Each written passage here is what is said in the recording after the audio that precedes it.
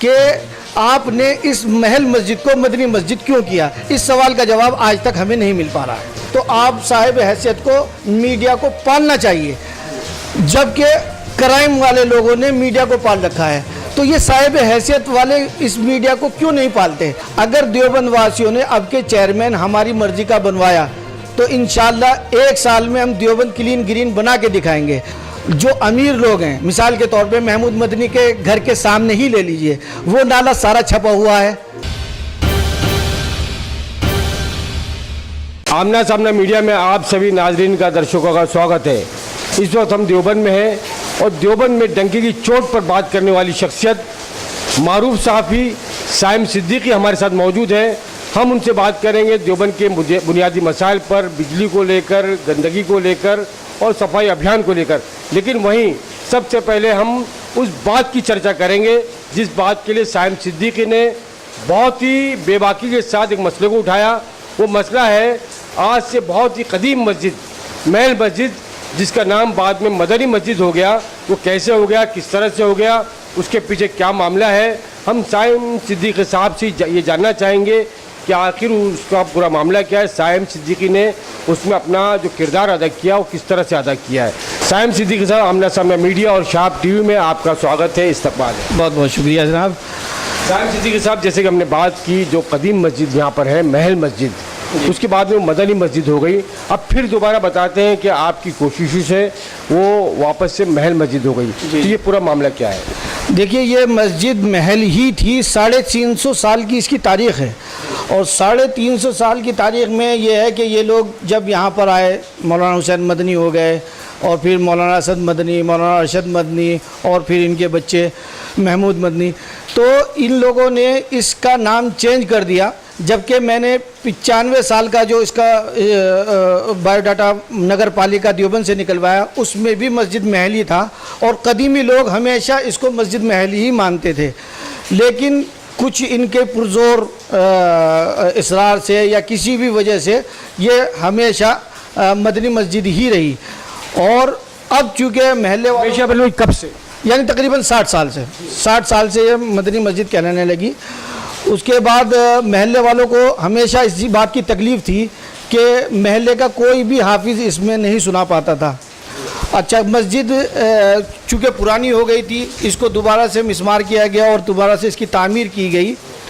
इसको तामीर कई किस्तों में हो गई। पहले मिसमार करके छोड़ दिया गया, फिर तामीर हुई तो तामीर भी ऐसी अधकिचरी हुई कि आधी बना के छोड़ दी गई, उसमें कुत्ते बिल्ली, जबकि दाखिली जगह आप समझ सकते हैं मस्जिद की कितनी अहमियत रखती है। तो 1-2 साल तक इसमें नमाज भी नहीं हुई। तो महल्ले वालों को भी गुस्सा आया और चूँकि लोग डरते थे, लेकिन फिर मैंने बढ़ के कदम उठाया और इसमें मेरे महल्ले वालों ने मेरा पूरा साथ दिया।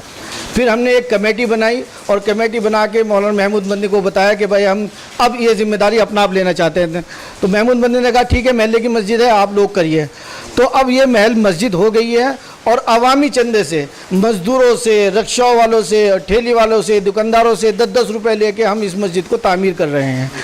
और अल्लाह का शुक्र है काफ़ी हद तक तामीर हो गई है।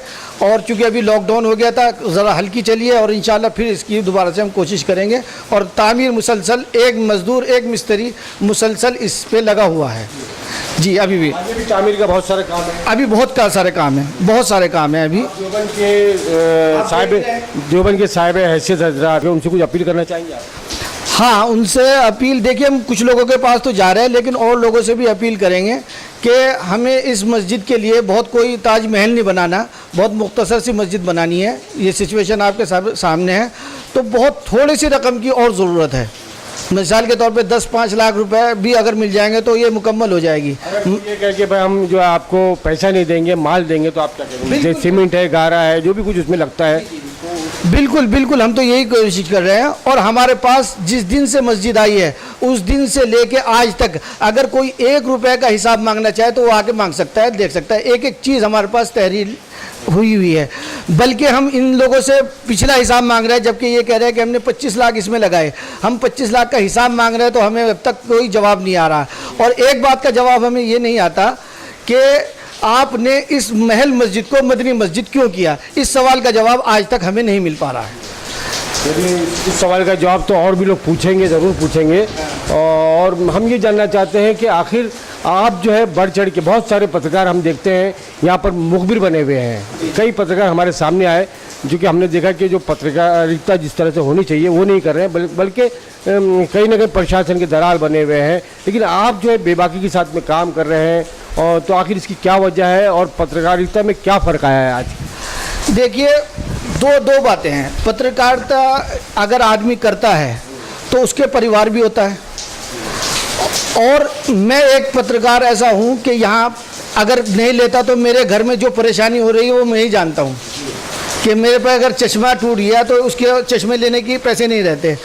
तो इस तरह से सब लोग तो अपने बच्चों का गला नहीं घोट सकते, ये उनकी मजबूरी हो गई। और ये साहिब हैसियत वालों को सोचना चाहिए कि अगर कोई वाकई तुम्हारे सामने ईमानदारी से निष्पक्षता के साथ काम कर रहा है, ईमानदारी से रिपोर्टिंग दे रहा है, आपको खबरें दे रहा है, तो आप साहिब हैसियत को, मीडिया को पालना चाहिए।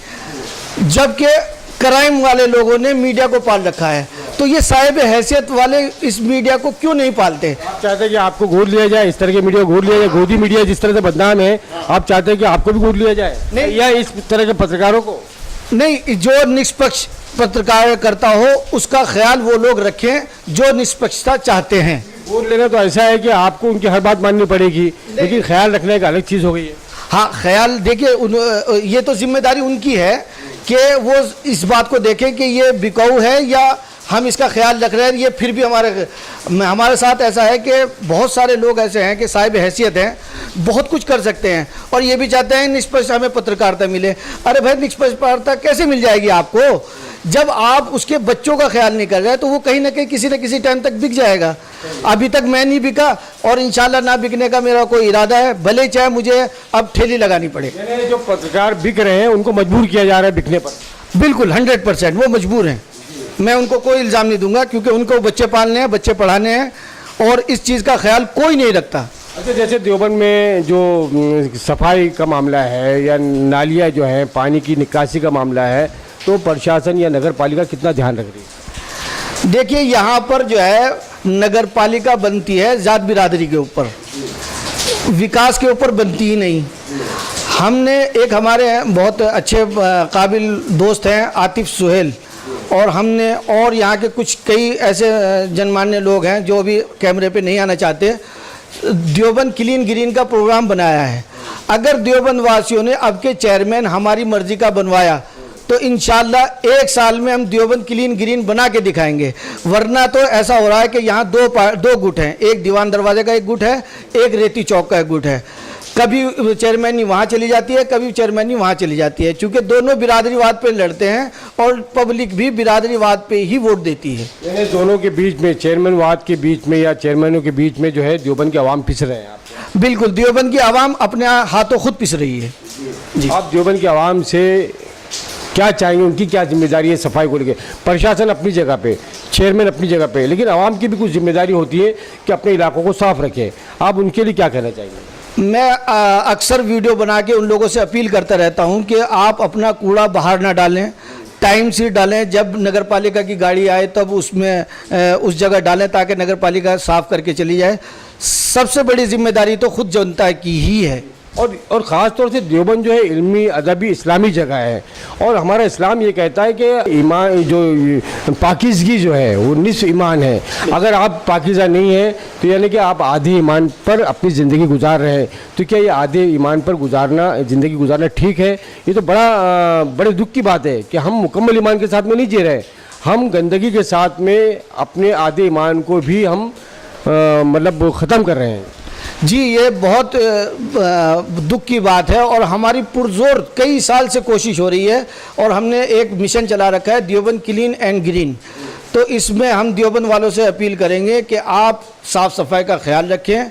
नगर पालिका जितना भी काम कर रही है आप भी उनका सहयोग करें, और हमें सबसे पहले खुद को जागना होगा बस। यहाँ पर देवबंद में बहुत सारी इमारतें, कदीम इमारतें भी हैं जिसकी हालत बड़ी जर्जर हो चुकी होगी। क्या उस पर भी प्रशासन ध्यान दे रहा है या कोई और लोग भी ध्यान दे रहे हैं? और दूसरी चीज़, यहाँ पर गैर कानूनी तामीरात भी होती है क्या? हाँ, गैर कानूनी तामीरात तो बहुत सारी जगह पे होती हैं, जहाँ मतलब बेसमेंट बना ही नहीं सकते, वहाँ बेसमेंट बने हुए हैं। तो इस तरह के तो मामला बेशुमार हैं यहाँ पर। आपके इल्म में है ऐसे मामला? बिल्कुल हैं। अगर गवर्नमेंट हमसे मालूम करना चाहेगी तो हम हमको मौके पे ले जाके दिखा भी देंगे। यहाँ पर गंदी बस्तियों के बीच में जो मिसाल के तौर पे नाले खुले हुए हैं, जो गरीब लोग हैं उनके आगे से तो वो नाले खुले हुए हैं और सड़े रहते हैं।